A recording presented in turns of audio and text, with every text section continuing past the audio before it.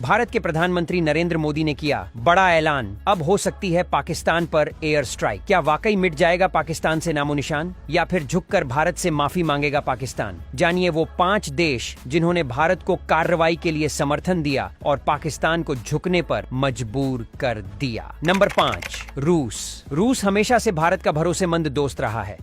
पहलगाम हमले के बाद रूस सबसे पहले समर्थन में सामने आया। रूसी विदेश मंत्रालय ने हमले की कड़ी निंदा करते हुए कहा कि आतंकवाद किसी भी हालत में स्वीकार नहीं किया जा सकता।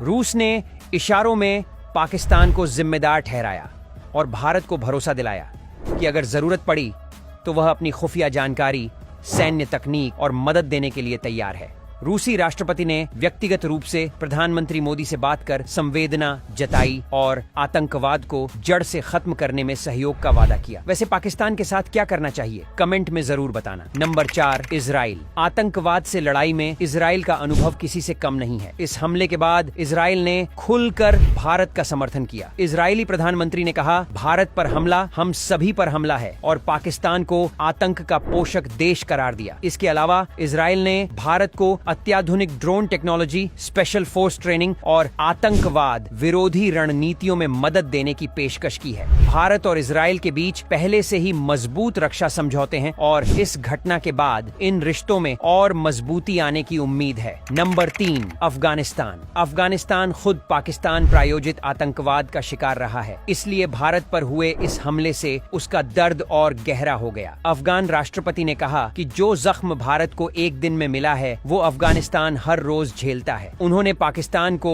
आतंक की फैक्ट्री कहा और भारत को अपना भाई बताया। अफगानिस्तान ने भारत के साथ मिलकर बॉर्डर पार आतंकवाद के खिलाफ मिलकर कार्रवाई करने की मांग की है। अफगानी विदेश मंत्री ने यह भी कहा कि यदि भारत चाहे तो अफगान सुरक्षा एजेंसियां मिलकर आतंकवाद के नेटवर्क को बेनकाब करने में मदद कर सकती हैं। Number 2, America. अमेरिका ने इस हमले को लेकर सख्त रुख अपनाया है।